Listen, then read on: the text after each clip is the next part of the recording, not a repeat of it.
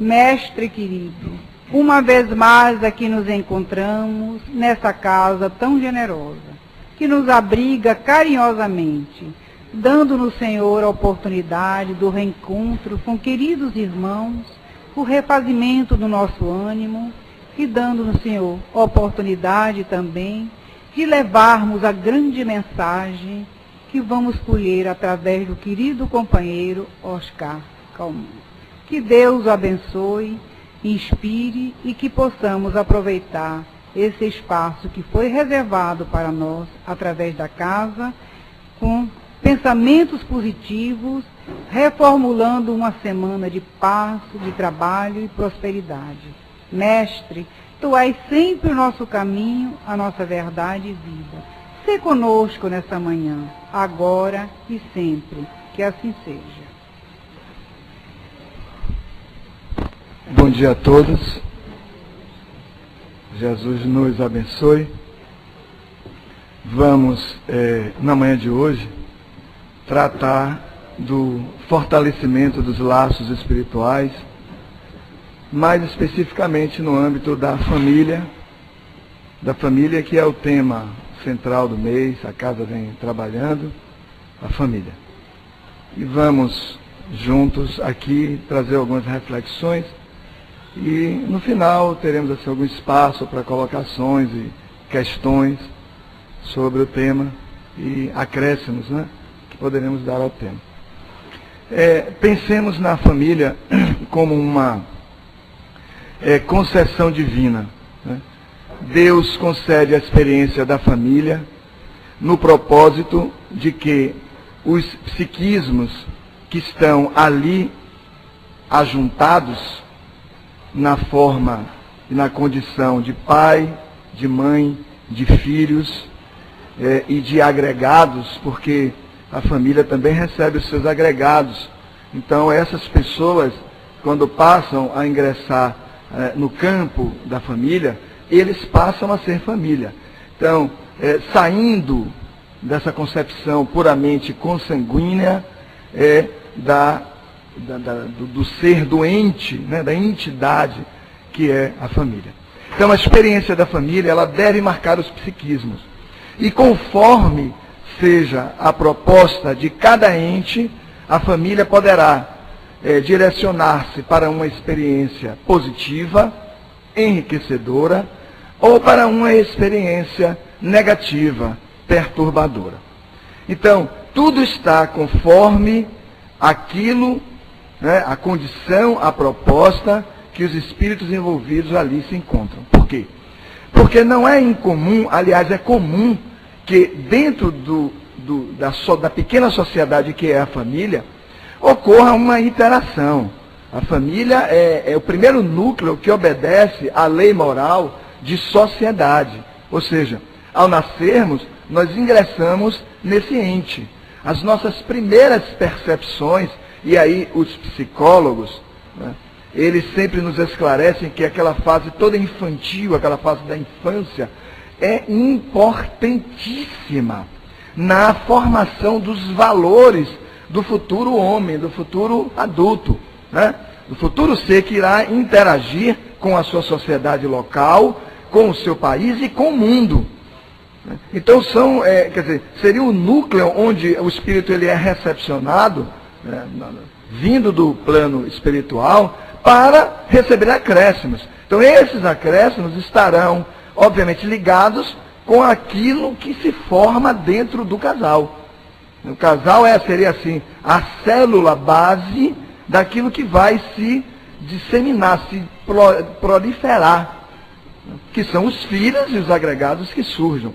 E deles, as suas relações, porque todos eles também constituirão no futuro famílias, né? E etc, etc, etc. Então, uma família, ela sofre a ação dos seus membros. A família sofre a ação dos seus membros. Então, ali está um processo marcante de interação. Interação psico, bio, sócio e espiritual. Portanto, né? Psico, porque aqueles mundos emocionais que estão se encontrando ali, eles vão impregnar-se um do outro. Haverá uma troca entre aqueles mundos, aquelas formações, aquelas estruturas mentais, emocionais e espirituais. É um encontro de propostas, de objetivos, de metas, todos congregados em um núcleo que se formará e criará ele uma característica própria, uma face própria e, portanto, uma energia própria. Não é incomum vermos nas famílias seres formados dentro de uma mesma característica. Você trata com um ente daquela família, após um tempo trata com outro, e você percebe, há quase que uma interação magnética que os revela. Você consegue perceber isso. Inclusive em espíritos que estão, e nós sabemos que a origem da família, ela tem uma concepção no plano espiritual. Então os espíritos que constituem um núcleo familiar, eles se encontram reencarnados no plano físico, mas têm um passado espiritual, têm uma vida espiritual juntos, né? Seja ela formada, esse vínculo formado por questões conflituosas, né, que são trazidas para o núcleo da família para ver a diluição daquilo, a cura daquela enfermidade, porque um vínculo de animosidade é um vínculo doentio, um vínculo enfermiço. Precisa ser tratado para ser curado, né, diluído. Jesus dizia uma coisa interessante, uma frase de Jesus que eu particularmente fiquei refletindo durante muitos anos sobre isso. Muitos anos refletindo nessa frase, não como muitas que eu sempre destaco nas leituras interessantes que eu vejo por aí, de alguns espíritos e tal. Mas no Evangelho ele tem uma passagem que diz assim: não há nada oculto que não venha a ser revelado. Então eu ficava refletindo sobre isso e pensava, né, trazendo para o nosso tema, nesses processos dentro da família, onde aquelas coisas ocultas, aquilo que está no inconsciente da alma, é preciso ser trazido para o nível externo da encarnação para ser diluído. Porque a alma não pode transitar para níveis mais nobres da amorosidade se ela não diluir isto. Se ela não diluir. Você precisa trazer, por exemplo, um trauma que está no seu inconsciente, aquilo que pulsa no seu inconsciente há tempos ali marcados. Você não sabe nem exatamente porque muitas vezes você desperta em um determinado período com uma depressão longa, aquelas coisas assim, a melancolia. Então você não sabe exatamente qual a causa daquilo, mas são energias que estão sendo puxadas para o nível externo, para o nível da consciência, para você percebê-la, captá-la e iniciar o processo de cura, ou seja, o processo de diluição. Jesus diz interessantemente no Sermão da Montanha, bem-aventurados os puros de coração, porque verão a Deus. Quer dizer, se você mantiver núcleos de animosidade com o seu irmão, dentro da família, com o pai, com a mãe, etc., você não conseguirá ser um bem-aventurado, ou seja, você não conseguirá ser um feliz. É necessário fazer o processo de limpeza disso, sanear o mundo íntimo, para que você consiga ver o Deus que há em você. É como se fosse assim, todo o processo de ver a Deus, né, dentro do Sermão da Montanha, seria um processo, né, de ver a Deus primeiro em você. É como se você tivesse que se identificar como um Deus, ou a partícula dele, né, a essencialidade dele, para você poder fazer a leitura de Deus fora. Não há como ver Deus sem antes ver-se Deus. Não há como fazer, porque você não vai dispor da matéria, da faculdade, do substrato, do recurso para fazer a leitura. Você ficará sempre no nível do intelecto, que é a força mais expressiva para as leituras do mundo externo, né? Das concepções externas e tal. Você vai fazer as leituras, né? Vai até entender que amar é um ato inteligente. Puxa, mas amar é um ato inteligente. Mas você não vai viver isto. Porque a vivência disso reclama a manifestação de um outro nível da alma, que é o nível do sentimento. Então, dentro da família se trabalham todas essas questões. Portanto, a interação da mente, né? Com todos os seus atributos, com todas as suas forças, as suas potencialidades, bio, porque já não é de hoje que a medicina psicossomática fala da interferência da psique sobre o soma. Daí medicina psicossomática, sobre o soma, sobre o corpo. A mente que interfere no corpo. Então, a mente saudável, estruturada, com base no amor, né, nos sentimentos altruístas, é a mente que torna saudável o corpo, que é um veículo de expressão da própria mente. O que é o corpo? A materialização da mente. Então, se você tem cuidados com você, auto-amando-se, você terá um corpo sadio, porque ele é apenas o veículo de expressão disso. Caso contrário, você terá doenças físicas, que nada mais do que a expressão da mente adoecida. A mente ainda cravada em processos autodestrutivos. Então, essa interação, bio, sócio, porque naturalmente o ser forjado, formado, construído dentro de um lar, enriquecido pelo amor, pelo entendimento dos seus membros, ele será um cidadão sócio também sadio, né? E proclamará saúde em todos os seus relacionamentos. Todos os seus relacionamentos. Ultrapassando os limites da família, que são limites de formação, são limites de estruturação da personalidade.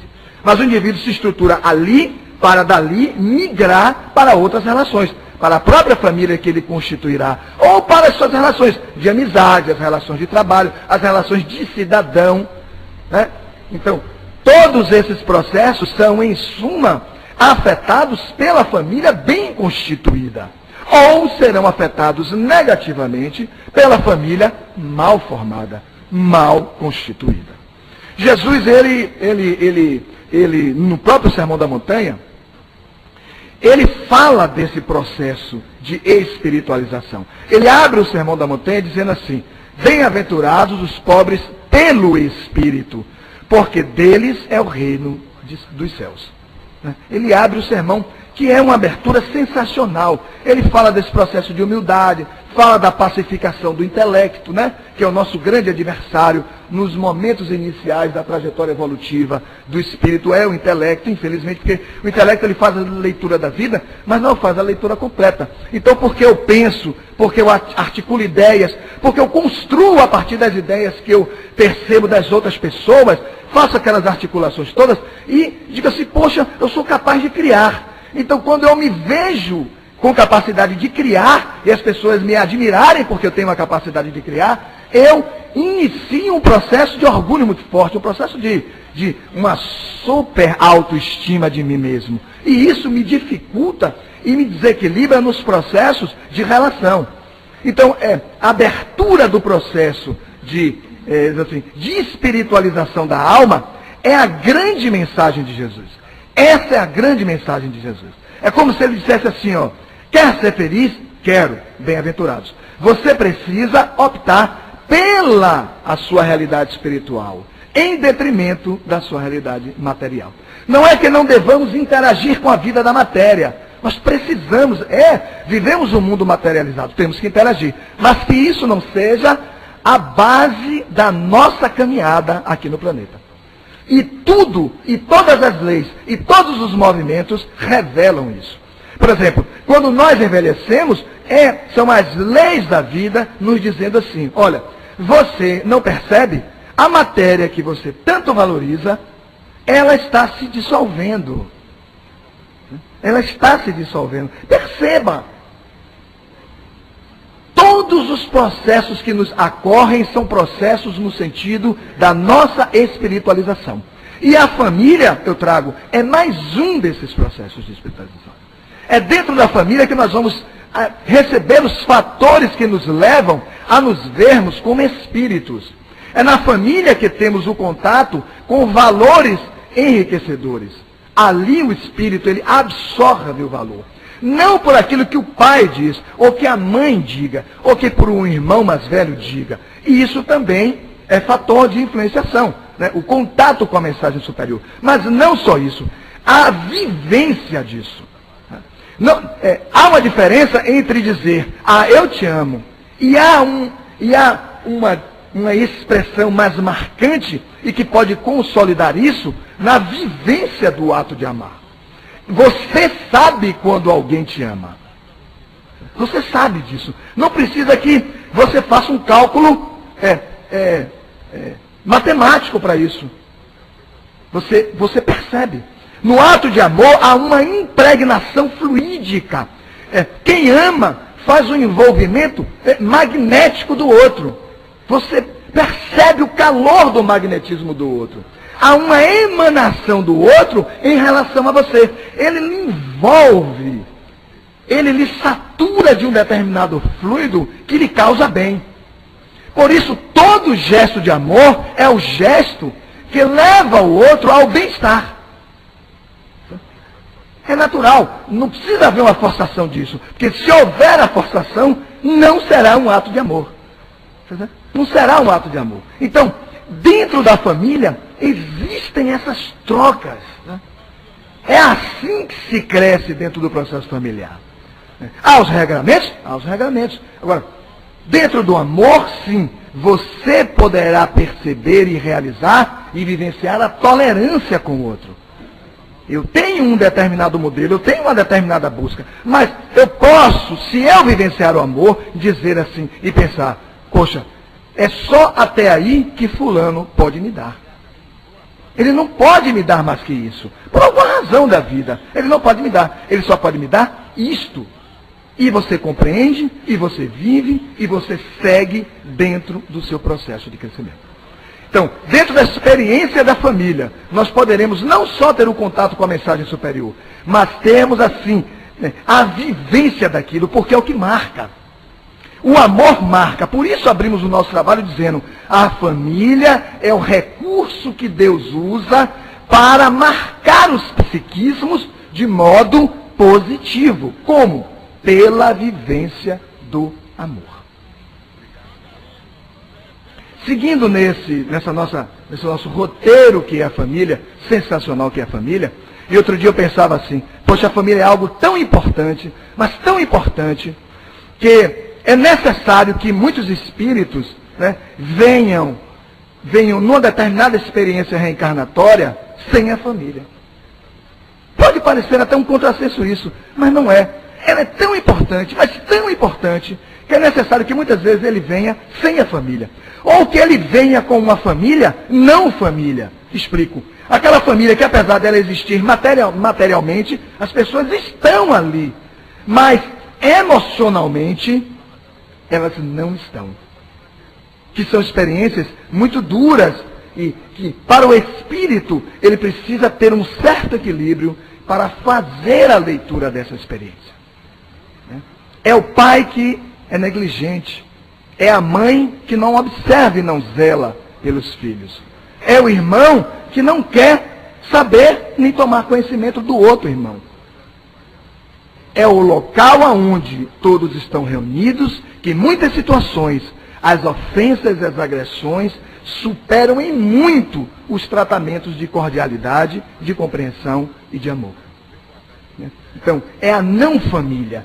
O espírito que se vê envolvido numa experiência da não família, ou da família deficitária, como queiram, é a experiência necessária para que ele compreenda e valorize a família nas encarnações posteriores. Talvez seja o ponto onde ele, como espírito, tem que trabalhar o processo de agregação daqueles que estão ali. Pode ser o compromisso de todos. Esse pode ser o compromisso de todos. Mas, de um modo geral, nós nos importamos com a situação de que queremos ser amados. Queremos ser amados. E aí, mais uma vez, nós rompemos e esquecemos com o processo de amar. Aquele que está difícil, e Jesus aconselha sempre a isto, aquele que não lhe ama por alguma razão, o seu trabalho é o de amá-lo. É o de amá-lo. Se por alguma razão alguém lhe enjeita, né, lhe discrimina, se afasta de você, o seu processo será sempre o de recepcioná-lo no íntimo do seu coração. Mas nós não fazemos assim. Os nossos processos sempre são de validação da separação. E nisso nós encontramos os casais. Porque o que é a família? Nada mais, nada menos que o ato de dois que contagia os demais. A família é o ato de dois, né? Homem e mulher, que contagiam os demais. Portanto, o casamento aparece no contexto da família como ato primordial. Tudo decorrerá, o êxito do núcleo familiar, ele decorrerá do equilíbrio e da harmonia do casal. Isto é inevitável. Então, nas experiências das construções da matrimonialidade, os espíritos devem estar atentos para isso. Porque, muito embora não seja o casamento uma expiação, que isso é uma outra questão bastante delicada, muito embora o casamento não seja uma expiação, porque o que é expiação? A expiação é a experiência em que o espírito se vê envolvido de forma compulsória, de forma obrigatória. É inevitável, ele tem que passar por ou pela experiência. Mas no casamento não. Vivemos num mundo de provas e expiações e, de regra, nós deveremos pensar nas nossas relações, nos nossos fatos, naquilo que nos ocorre, como espíritos que já sabemos que habitamos um mundo de provas e expiações. Então, toda a experiência que nós vivenciamos, deveremos fazer a seguinte interrogação. Bom, essa experiência que eu vivencio é uma experiência expiatória ou uma experiência provacional? Vamos fazer. Então, o que é a experiência provacional? É a experiência onde aquele espírito está em teste. Ele é submetido a um teste. Ele pede pela experiência. E a experiência lhe é concedida, atendendo à lei de causa e efeito. O pedido é formulado no plano espiritual, não é assim? Durante o planejamento da reencarnação. Olha, cá, você vai reencarnar, né? E dentro da sua programação, nós estamos pensando nisso. Existem espíritos muito mais avançados que estão conosco, programando a nossa reencarnação. Né? Mas você pode optar, a depender do seu nível de evolução. Você pode optar por isso, por aquilo. Só então, será concedido. Quando você faz a opção, você exercita o seu livre-arbítrio. Portanto, lá está a causa. E aqui no plano físico está o efeito. Assim é com tudo. Assim é com a família, né? Com os filhos. Assim são com as doenças, as enfermidades que trazemos desde a nascença. Assim são a profissão, todo o encaminhamento que é dado para uma profissão. Né? Assim é a mediunidade. Né? Assim é a mediunidade, que é um ato provacional. Não é um ato expiatório. O pai não concederia um instrumento de amor, né, como uma obrigação para a alma. Não. A mediunidade é uma provação para a alma que pede. E muitas vezes chegamos aqui e não sabemos o que fazer com ela. Ou renunciamos à faculdade mediúnica. Quando ali está nada mais, nada menos que um atendimento a um pedido do Espírito. Um pedido do Espírito. Então, assim, nessas construções, o ato de dois que contagia os demais, está o núcleo, eu diria assim, gente, o ponto cirúrgico da experiência da família. Conforme for a harmonia dos nubentes, a harmonia dos cônjuges, será a harmonia da família. Digo mais, será a harmonia das famílias que dali se sucederão.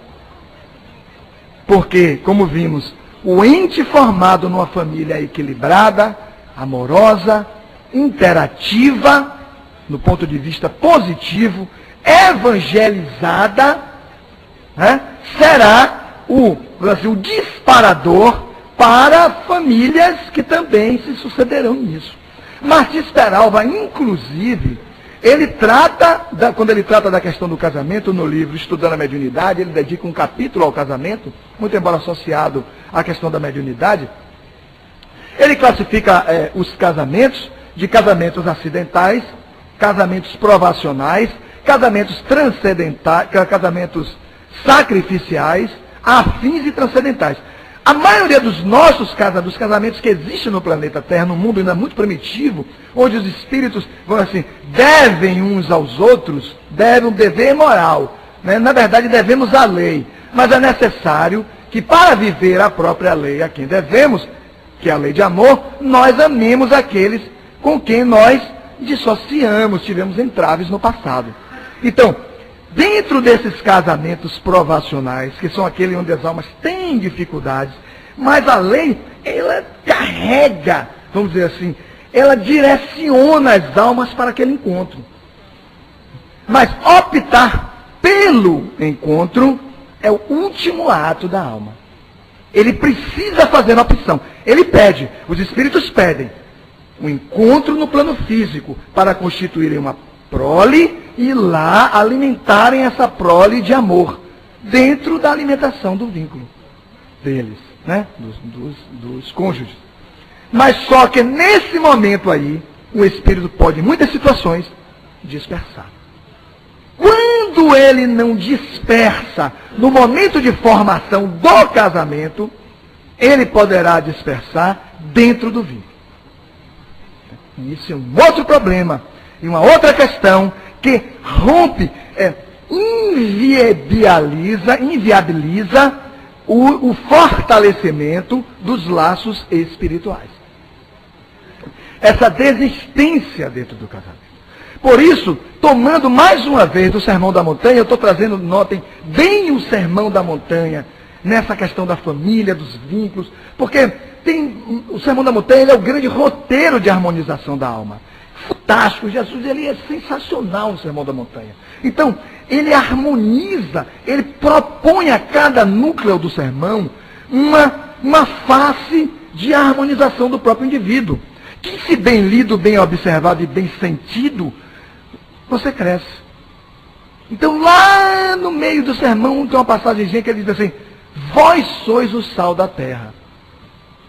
Vós sois o sal da terra. E a gente fica reflexionando nisso e trazendo para o contexto da relação conjugal e da família, podemos pensar assim, bom, qual é a função do sal? Já que Jesus usava muitos elementos da natureza para falar do psiquismo, para falar da alma humana. Então, qual é a função do sal? O sal é o elemento da natureza que dá sabor à comida. Não é? Comer uma comida sem sal é muito ruim. Pois é. Exatamente. Incorruptível, exatamente, também. Né? Então, assim, o sal ele conserva as propriedades do alimento também, né? Em tudo que ele se submete, ele conserva as propriedades. Exatamente. É um elemento que leva para esse aspecto de não ser suscetível a uma corrupção, a uma alteração, a uma adulteração, que tem a ver muito com a nossa percepção da família e do casamento. Porque, assim, em muitas situações, as almas se encontram dentro do casamento. O que é o casamento? A entrega de mundos emocionais. Isso é casamento. Qualquer coisa fora disso, juntaram-se, não é casamento. Encontro de corpos, não é casamento. Isso é um problema. Porque hoje, as pessoas se vinculam muito pela beleza física, né? Por aquilo que embelezam uns aos outros, a roupa, o penteado e tal, aquelas coisas normais, né? Que servem dentro dos processos de atração. Mas, na verdade, o que nutre a relação conjugal é o amor. Só que, para que isso se manifeste, é necessário nós aquecermos, recepcionarmos a proposta de Jesus. Vós sois o sal da terra. Significa dizer, você tem que dar sabor como sal que é às suas relações. As relações morrem, seja elas quais forem, porque nós não damos sabor às relações. Outro dia eu atendia, não sei se eu já falei isso aqui, mas outro dia eu atendia uma senhora lá no meu escritório e ela marcou a consulta para falar sobre divórcio. Ela queria se divorciar e tal, eu recebi, nós conversamos, e depois ingressamos no nosso tema que era o divórcio. E ela me dizia assim, veja doutor, foram 22 anos de casamento, foram 22 anos de casamento, ela dizia. E tudo que ele quis, eu sempre fiz. Esse é o problema. Tudo que ele sempre quis, eu sempre fiz. E hoje, a moça muito exaltada, ela inclusive chorava. E hoje, ele pede o divórcio. Perceberam? Perceberam o problema? Hoje ele pede o divórcio. Aí eu ficava pensando, assim, ela não foi o sal. Perceberam? Porque assim, gente, ser o sal é você impregnar o outro das características, das qualidades que só você tem. No universo não há outro ser que tenha. Percebeu? Não existe outra pessoa que tenha. Terezinha, não há outra Terezinha no universo. E fiquemos alegres com isso. Porque isso é a digital divina em nós. Isso é digital divina. Nós não temos essa consciência. Olha, ter a consciência da singularidade, que é ser singular, né? Ser ímpar, isso mudará a nossa vida muito. Mas nós não temos essa consciência. Porque assim, ser singular é chegar à seguinte conclusão. Percebam com quantos complexos e traumas nós podemos romper só com essa percepção que Jesus se refere. Vós sois o sal da terra. Nós vamos chegar à seguinte conclusão. Ó. Eu não sou superior a ninguém. Eu não sou inferior a ninguém. Eu não sou igual a ninguém. Eu sou único. Isso, gente, eu sempre trago isso em palestras, sempre me refiro a isso, porque eu julgo que isso é um ponto fundamental para nós rompermos com os complexos. É uma terapia para os complexos, porque a ideia da singularidade rompe definitivamente com a ideia de comparação. Você não pode comparar. A comparação está interditada. Eu não posso dizer, Cicrano é melhor que Beltrano. Não é que Cicrano seja melhor que Beltrano, é porque eu consigo fazer a leitura de Cicrano, mas por razões quaisquer, não consigo fazer a leitura de Beltrano. Porque há Deus em Cicrano e há Deus em Beltrano. Perceber Deus, agora me permitam, perceber Deus é nada mais nada menos que fazer as leituras do Deus que há em cada pessoa. Só isso. Quando você rejeita alguém, agora vamos para o laço da família e do matrimônio. Eu rejeito alguém. É como se eu estivesse dizendo do ponto de vista espiritual assim, eu não quero ver Deus revelado nessa pessoa. Percebeu? Por uma forma indireta, eu faço esse movimento que afeta o meu ponto espiritual. Eu não vejo Deus. Né? Então, às vezes, Deus está em tudo, está na natureza, está nas coisas. Tal. A gente não consegue fazer essa percepção. Então, em muitos casamentos, o rompimento se dá por isso. A moça dos 22 anos de casamento, ela simplesmente deixou de ser o sal. Porque ele veio num compromisso espiritual com ela reencarnatório, para quê? Para que ela, se fosse o caso de dizer a ele, eu não concordo, ela dissesse. Porque quem ficou órfão foi ele. Não, a leitura está errada. É ele que pede o divórcio. Mas ele pede o divórcio por uma razão muito simples. Não houve casamento. Perceberam? Mas 22 anos e não houve casamento? Não houve. Porque o que é o casamento? É a entrega de mundos emocionais. Os acréscimos que você pode proporcionar ao outro. Mesmo que você tenha que dizer ao outro, eu não concordo. Ah, mas eu vou fazer. Faça. Mas você levará com você a minha ideia de que eu, nesse posicionamento, eu não concordo. Mas você pode fazer. E muitas vezes o outro não faz. Você diz, eu acho que está certo mesmo. Viu? Acho que eu não vou fazer não. Mas se você diz, não, está certo. A alma cansa. Porque a alma busca no outro os suportes que o outro tem que dar. Aqui, o contexto, o conteúdo emocional, mental, espiritual que o outro tem para dar, mas ele nega esse conteúdo. Quando ele nega o conteúdo, ele deixa o outro, o buscador, deficitário. Porque aqueles deveriam construir juntos, só um está no processo de busca. Portanto, nessas situações, eu penso e costumo dizer muitas vezes que o casamento não ocorreu. O casamento não ocorreu. E aí a gente migra para os casos mais complicados disso, que são as anulações, são os desprazeres, porque o casamento é o ato do prazer. Jonas de Andes já diz isso. Viver é ter prazer. Está lá, amor imbatível amor. A psicografia de Divaldo Franco. O prazer é um marco de referência para que a existência tenha significado. Joana diz até assim, salvo engano, ela diz a frase assim, a existência tem que ser marcada pelo prazer para que ela tenha significado. Então você não existe. Se você não tem prazer com as coisas, com os cometimentos, você não existe. Né? Então, Teresinha abraçou o trabalho da causa espírita, das suas atividades, dos seus desenvolvimentos. Há um prazer nisso. Você nota que há vida nela quando fala e quando vive isso. Não, é realidade. Porque muitas vezes eu posso estar dentro da casa espírita, dentro da instituição, mas não diz prazer. Olhando o horário que vai acabar o trabalho.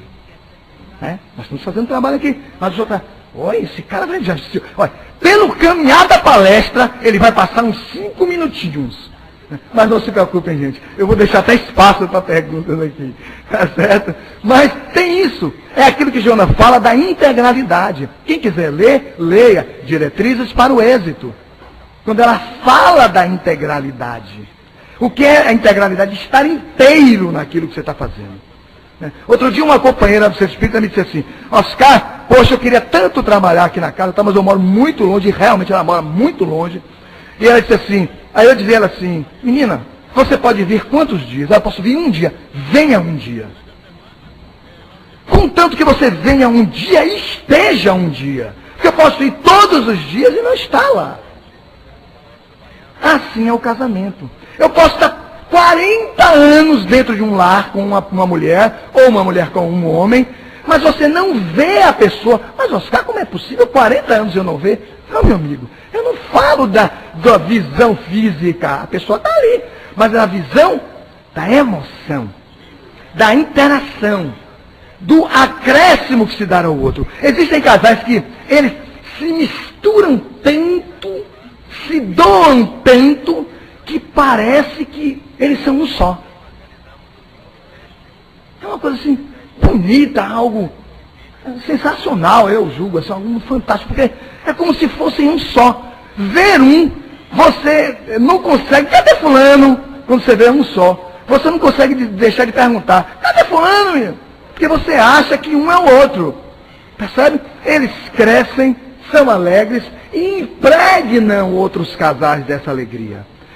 No dizer de Martins Peralva, quando ele fala dos casamentos afins, ele fala dos acidentais, dos provacionários, mas dos casamentos afins, que são casamentos afins, almas que estão plenamente harmonizadas, que têm construções juntas no passado, e que podem, e de regra, influenciam todos os demais casamentos dentro daquela família.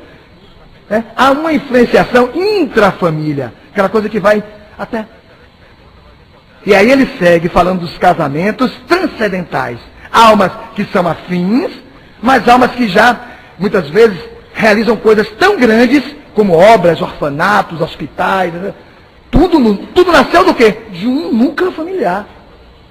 Tudo nasceu de um núcleo familiar. E ali eles influenciam toda uma comunidade, todas as pessoas, etc. E essas pessoas, muitas vezes, não é incomum, não é comum. As pessoas irem perguntar àquele casal, vivem conflitos dentro do seu casamento, vão àquele casal. Olha, está acontecendo isso. Aí vem aquele conselho, sempre equilibrado. Sempre equilibrado. Não é isso, calma, paciência e tal. Isso, aquilo. Sempre aquele conselho equilibrado. Quando você vai fazer consultas com os desequilibrados, os que vivem casamentos provacionais drásticos, rapaz, por que você não separa logo? Cara, você está perdendo tempo com esse cara aí. É verdade. Assim mesmo, porque não tem... quer dizer, não há percepção espiritual da questão.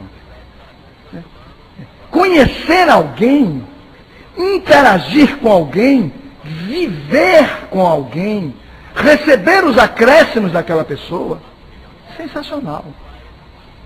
É sensacional. Então, os divórcios ocorrem, muitas vezes, em função disso, pelas anulações que nós realizamos, pela negativa da contribuição a que estávamos vinculados no planejamento reencarnatório. Não, se eu contrariar ele pode ir embora. Mas ele vai embora. Ele vai embora. Como no casamento dos 22 anos, ele foi embora. E ela dizia, doutor, eu não acredito. Ele é que pede o divórcio. Eu não poderia dizer isso a ela, porque a minha consulta era jurídica. Mas essa é a questão. Essa é a questão. Às vezes você negou o vínculo o tempo inteiro, ele morreu. Não há vínculo. Não há vínculo. Fui convidado, certa ocasião, para falar sobre eu achei até uma iniciativa muito bonita e de uma sensibilidade muito grande, de uma associação de moradores das Cajazeiras, um bairro aqui na periferia de Salvador. E eles me convidaram para falar para casais que estavam separando. Porque na rua, isso é um fenômeno até interessante, na rua, os casais estavam se separando, numa só rua. Muitos casais. E os outros que estavam casados, que é muita gente, né? Eles têm uma associação e eles notaram isso. E o que é mais importante, os que notaram isso foram os homens. Eu achei aquilo de porque o homem geralmente é meio assim disperso para essas coisas, né? Mas notaram e aí me convidaram. Né? Eu tenho um cunhado que mora lá e disse, eu tenho um amigo e tal, é até espírita e tal. Aí eu falei assim, olha, eu vou fazer a palestra, mas não vou falar de espiritismo. Não falei hora nenhuma de espiritismo. Eles conseguiram uma sala na escola, lá do bairro. O diretor, vendo que a causa era uma causa importante, concedeu uma sala no sábado à noite, né? Abriu-se a sala, e aí foi um negócio que tem muitos casais. Né? Tinha assim uns 40 e tantos casais. Né? E filhos, inclusive, e tal. Gente que estava namorando ainda e tal. Achei muito interessante aquilo. E eu falava com eles, e no final, eu deixei assim uns 15 minutos, para que houvesse a troca. Porque senão ia alguém falar o tempo todo, eles iam embora. Mas para que houvesse a troca. E, gente, pasmem. Eu anotei isso como dado para estar sempre divulgando em palestras. Principalmente palestras na área de família.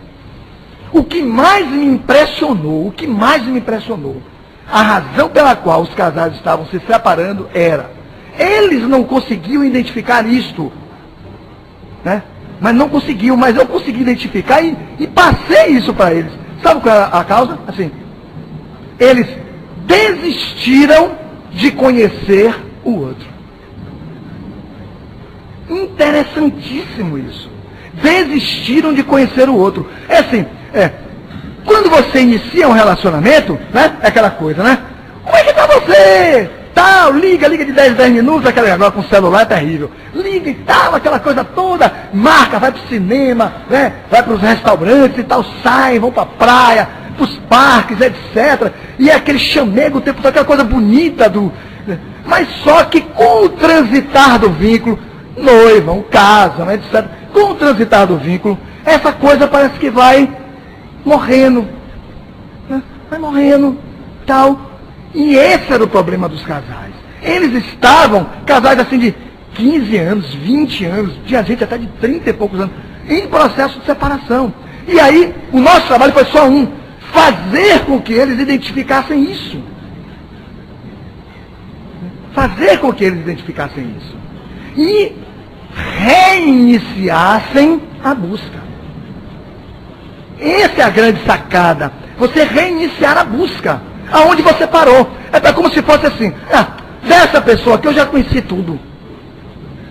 Agora eu vou conhecer outras. É assim? Eu vou conhecer outras. E muitas vezes a mulher também, eu vou conhecer outros. E em muitas situações, por determinadas limitações de tempo, de formação religiosa, formação da família, não se arriscam profundamente. Mas, então, esse era o móvel das separações. E eu confesso a vocês, voltei para fazer a pesquisa muito tempo depois, e os casais continuaram casados, não se separaram. Né? Porque família, filhos, etc., eles conseguiram identificar essa problemática neles. Então eu sempre digo isso, estamos vivendo uma relação, seja ela qual for, não cessem a busca. Como disse a eles, gente, a pessoa com quem vocês convivem, vocês não conhecem nada sobre elas. Vocês não conhecem nada sobre sua esposa. Vocês não conhecem nada sobre seu marido. Simplesmente vocês interromperam a busca. Ali existem pessoas com recursos inimagináveis. Há coisas que eles querem te dar e que você não está permitindo se receber. As pessoas, eu estou fazendo as pessoas paradas assim, meio que estáticas, né, com aquela fala, com aquelas observações. Mas é a grande realidade. Muitos casamentos se dissolvem porque as pessoas desistem de buscar no outro aquele que o outro ainda tem muito para oferecer. Mas que você acha, por presunção, que já conhece. É muito interessante isso. Portanto, amigos, dentro do campo da família, esse cadinho de formação, né, esse cadinho de formação do equilíbrio, do amor, da paz, e que, no seu aspecto social, vai se derramar sobre todas as outras relações. O filho amado, amado pelos pais, amado no contexto da família, é o bom amigo, é o bom trabalhador, é o bom cidadão.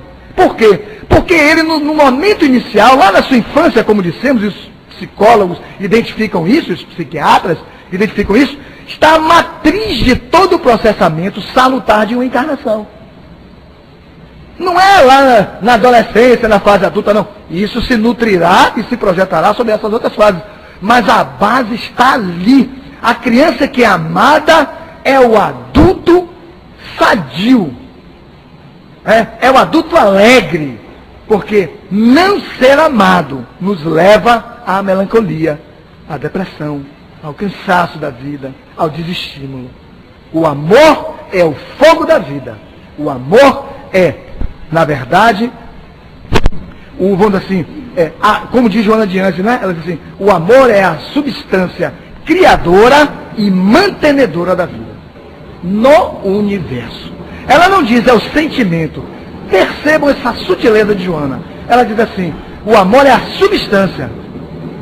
É como se fosse mesmo algo de que tudo é feito. É a substância. Ela não diz o sentimento, ela diz a substância, que também são os sentimentos. Ela quer dizer, o amor é tudo. Certo? Então eu deixo essas reflexões, né? Temos, assim, 9 minutos aí para perguntas. Os internautas, né? Tá, então vamos ver os internautas. André, Baltimore, Estados Unidos. Como podemos entender a missão de Maria como mãe, como educadora? Maria, ela aparece no contexto da humanidade, né? E isso foi muito apropriado. Porque assim, Moisés, ele trouxe, se nós lançarmos um olhar sobre o processo de evolução da humanidade, nós vamos identificar a seguinte construção evolutiva. Aparece Moisés, com os 10 mandamentos. Não matarás, não desejarás a mulher do próximo, não isso, não aquilo, não sei o quê. Esses nãos de Moisés se constituíram na época como um freio para a humanidade. Imagine 5.000 anos, o nível de agressividade, de violência, de animalidade que éramos. Nós mesmos, somos espíritos, estamos transitando aí com várias encarnações aqui nesse planeta. Então, ele precisava frear a humanidade. Todo o processo de crescimento, ele reclama primeiro um processo de freio. Os espíritos dizem que nós temos que dominar as emoções inferiores, dominar os sentimentos negativos. Eles dizem isso, porque você não progride com esses sentimentos graçando no seu psiquismo. Você frear os instintos básicos, senão eles mandam na vida. Você freou o instinto, mas freou. Bom, aí vem uma segunda etapa do desenvolvimento da alma no seu processo evolutivo. Qual é? A de desenvolvimento das potencialidades internas. Aí surge quem? Jesus. Se Moisés freou a humanidade, entregou a Jesus, está freada, tome a humanidade. Ele passa ao segundo movimento. Tanto que ele diz, eu não vim destruir a lei, mas dar-lhe cumprimento. ele vem explicar e trazer para a alma, motivar a alma. Ele era educador, porque ele tinha o dever, como todo educador tem, de desenvolver, agitar as potencialidades do educando. Essa é a função do educador. O educador que só passa conceitos, instruções, é parte do processo de educação, mas está incompleto. O verdadeiro educador, ele desperta no educando as suas potencialidades, que são distintas das potencialidades do próprio educador. Há um determinado momento que você vai apenas dirigir o educando, o processo de como isso deve se dar. Mas vai chegar um momento em que isso começa a aparecer, a florescer. Você tem que deixar o educando desenvolver e apresentar-se como ele é. A singularidade a que nos referimos. Porque somos singulares. Né? Então, Maria aparece dentro desse contexto, como também educadora, para apresentar a mãe acolhedora, a amorosidade, para apresentar a figura daquela que veio dar suporte a Jesus. Entre os últimos, onde ela está, onde ela vai, onde ela agrega as pessoas, está ali com as pessoas. O papel de educadora dela surge aí e se projeta para o campo da espiritualidade. Ela, Maria, que tem e dirige equipes, vastas equipes, espiritual, mantém a sua atividade de educadora também no plano espiritual.